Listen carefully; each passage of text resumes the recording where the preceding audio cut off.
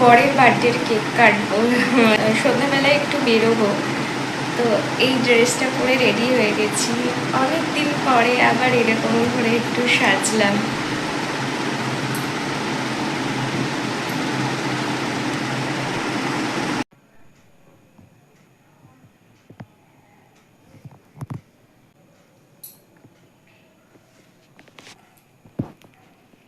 চালিয়া চালিয়া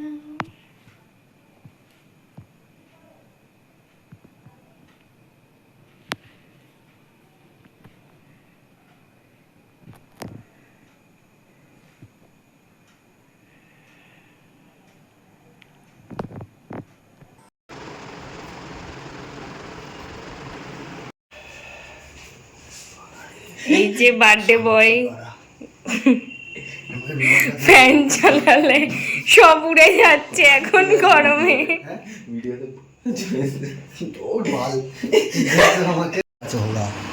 এদিকে ফ্যান চালিয়ে ধরাতে এসেছি। বিছানা পড়ে না, পদ মেরে ধরতে হবে। বর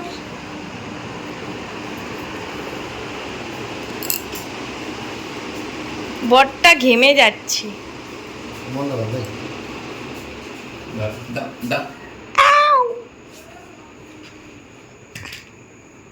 ফুদে ফুদে ফুদে।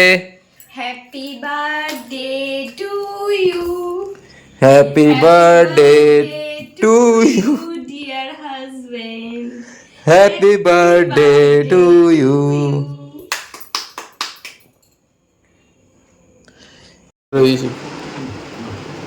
এখানে চলে আসো।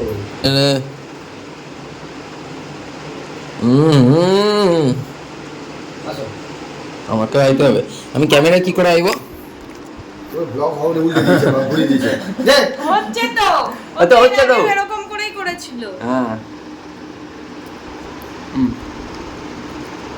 ফটো নাও না, পাও আবার।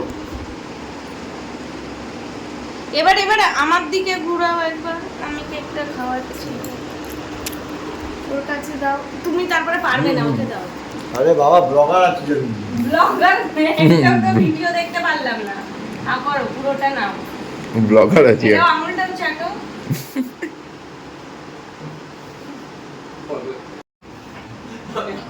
কেক খাচ্ছি, ভিডিওই করতে বলো।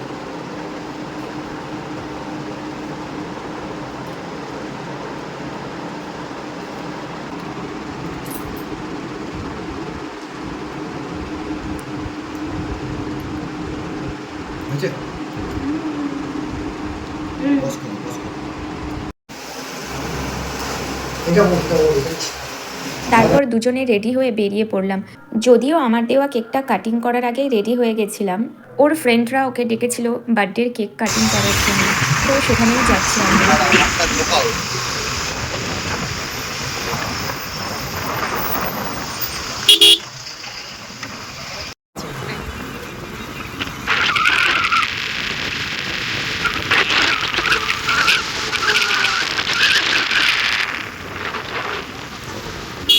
আমাকে ফেলে দিয়েছে লরির ড্রাইভার।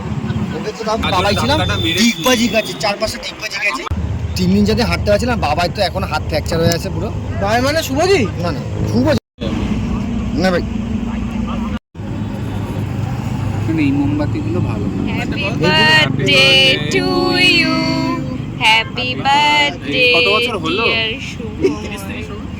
তোদের থেকে 1 বছর বড়। 29 বলতে চাইছে না কেন বলতো, হয়তো টুইঙ্কেলকে পুরোটা সত্যিটা বলে দিতে চাইছে। ও আচ্ছা আচ্ছা আচ্ছা, দে দে ওকে। সময়ের বাড়ি আমরা তো মেনশনই করি। ভাই আমি এখন ব্লগার হয়ে গেছি। এই ভাই জানি তো পুরো দেখাবে। এই তুই আমায় ফোন করেছিল তোকে? তোমার আরে আমি আর রাজদীপ কোনো আসে না কিছু না, তুই রাজদীপকে ফোন করেছিস বললেই হলো। ওর বার্থডের কেকটা কাটানোর পর যেটুকু অবশিষ্ট কেক ছিল, ওখানে যেই স্টল লাগিয়েছিল যেই দোকানের লোকজন, তো তাদেরকে বাকি কেকটুকু দিয়ে দিয়েছিলাম, কারণ তারা শুভময়কে হ্যাপি বার্থডে উইশ করেছিল।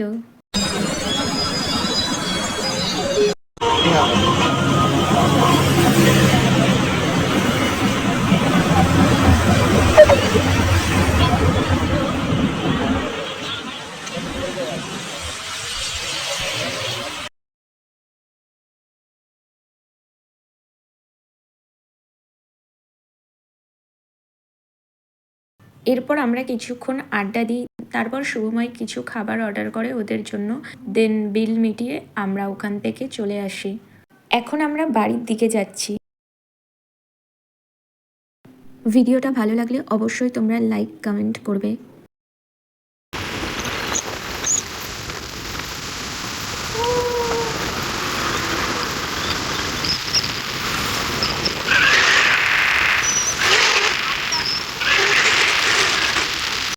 তারপর ড্রামা করতে করতে চলে আসলাম বাড়ি। এরকম মুখের সামনে তাকিয়ে থাকলে হয়?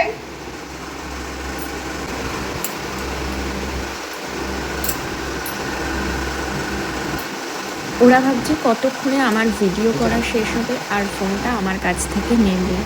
আমি এরকম হাত নাড়িয়ে ভিডিও করি, তাই ও সেটা আমাকে দেখে নকল করছে। কিভাবে যে আমার পেছনে পড়ে আছে কি আর বলবো, এত বদমাইশগিরি করছে।